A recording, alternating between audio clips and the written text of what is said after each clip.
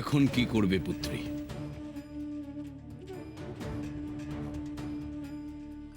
যুদ্ধের নিয়ম অনুসারে শঙ্খচূড় এখন বৈকুণ্ঠের অধিপতি।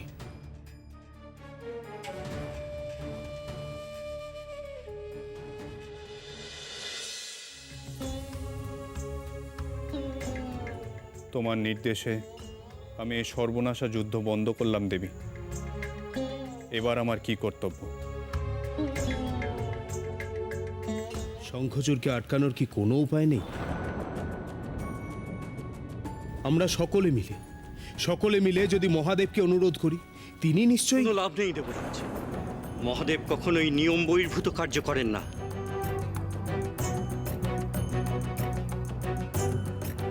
তিনি সর্বদাই সত্যের পথে থাকেন। দেবগুরু ঠিক বলেছেন দেবরাজ।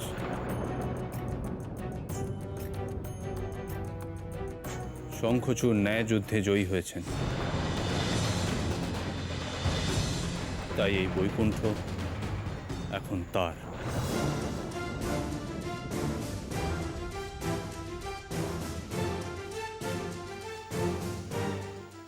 আর সঙ্গে মহালক্ষ্মীও।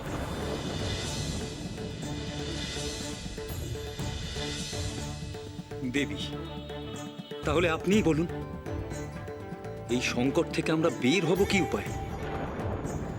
আপনারা আমাকে একটু সময় দিন দেবগণ।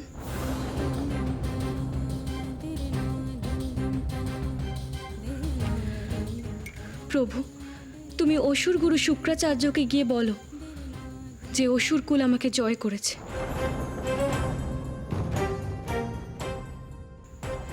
সুতরাং শঙ্খচূড় মহালক্ষ্মীকে পাবে।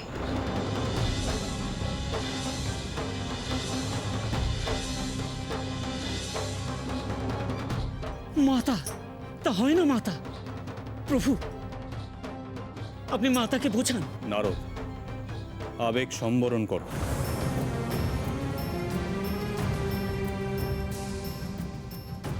আমি জানি এ ব্যাপারে আমাদের কারো কিচ্ছু করার নেই। যা ঘটার তা ঘটেছে, আর ভবিষ্যতেও যা ঘটার তাই ঘটবে। লক্ষ্মীকে বৈকুণ্ঠ ছেড়ে যেতেই হবে। কিন্তু দেবী, কিছু পূর্বেই যে আপনি বললেন আপনি কোনোভাবেই স্বর্গ ছেড়ে যাবেন না।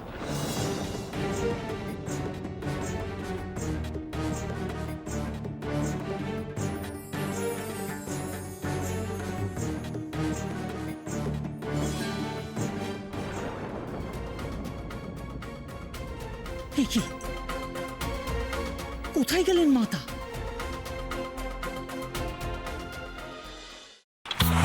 पग घुंघर पग घुंघर पग पग सा सा सा ग ग रे रे सा नि नि नि सा सा सा ग ग ग प प म म ग रे रे ग ग ग प नि सा म प नि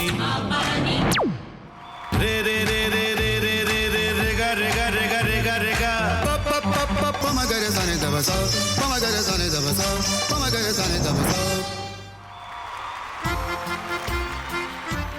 টক খায় ভাতের সঙ্গেই খায়। তোমার ইলিশ মাছ অ্যাকচুয়ালি ভাতের সাথেই ভালো লাগে। এইবার একটু আরেকটু জল লাগবে। হ্যাঁ, সর্ষে বাটা দিলে তো। তুমি বাজার করেছো কখনো? বাজার করেছি কখনো না, বাজারটা আমিই করি। কোথায় বাজার করো?